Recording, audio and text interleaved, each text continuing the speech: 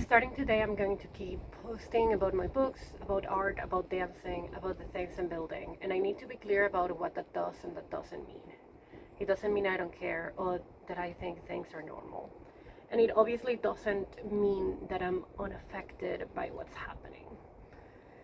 So here's where I stand as a Venezuelan who had to flee her country, who still has her entire family, including two elderly parents who can't work in Venezuela. Absolutely relieved Maduro is out. He is a dictator and a despicable monster. But I'm also terrified of Trump because he is also a monster. And no one seriously believes his intentions have ever been about helping Venezuelans. This is a fucked up situation all around, and I just can't wrap my head around how people can't see that. Honestly, what scares me the most is what this can unleash inside Venezuela, and I don't really see people talking about it enough. That's the main thing that concerns me. On one side, the US does what it has always done and goes after the control of resources and all of its like bullshit, disgusting colonization behavior.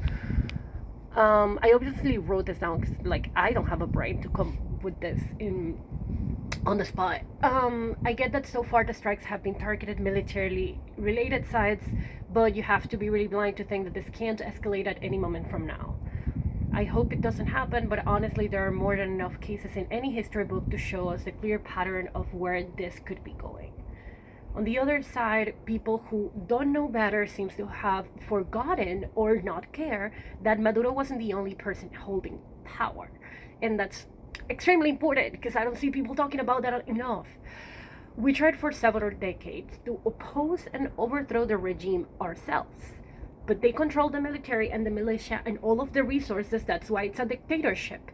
So it wasn't Maduro only exclusively. It's the regime that has been terrorizing us for my entire life. Maduro and all of the other ones. So I'm afraid that this whole mess is just going to give them what they want, which is an excuse to militarize the streets and just keep terrorizing us because that's how they have exerted control and just killing our people. It has happened many, many times before, and every single time it happened, the world turned a blind eye on us. And just Google it. Honestly, I'm not even going to explain that.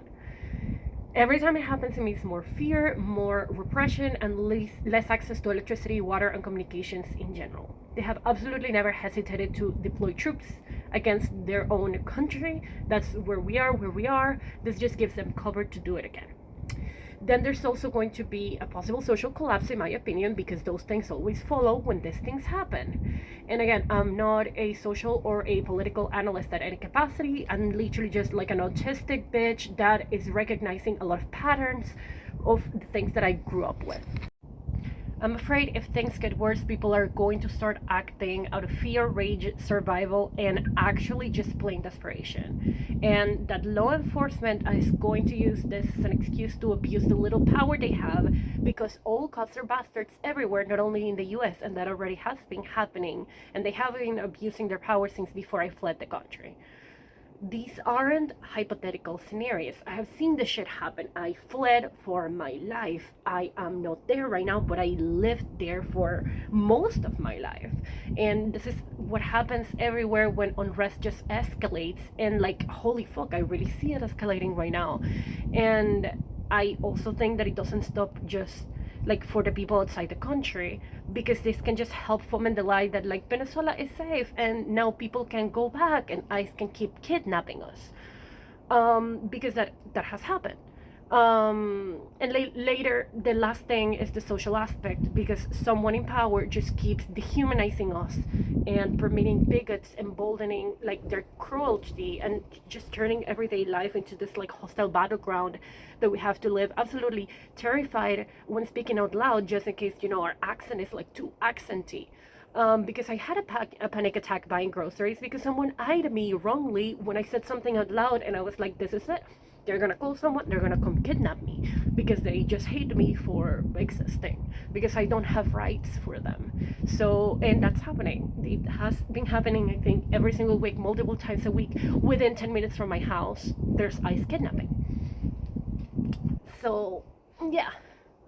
Look, we need to change desperately, and for decades. And that change doesn't happen overnight. And I think it's far from over. I don't believe we're safe yet. I think I'm very afraid because people seem to believe that this is it, and I'm afraid they're gonna turn a blind eye on us, and I'm afraid things are gonna be worse, and I'm worried about my parents and about all my friends and about all of my people that are staying here. And I lost my teleprompter because I started talking shit that I didn't write down. But this whole video was specifically to let you all know that I'm still going to post about my books even though the world's on fire, because that's I don't know, what else can I do? Some of you reminded me yesterday, and I love you for that, that creating and continuing to exist is resistance. And this is the only way that I know how to stay human while everything feels like it's on fire. I can hold joy and fear at the same time, and I can't keep living without pretending things are fine, because it's what I have done my entire life after all. So this is it. You're gonna see more stuff about glow rot and about bulls and about everything. That doesn't mean I'm not terrified, and that doesn't mean I'm not worried. So I figure I just put that out there.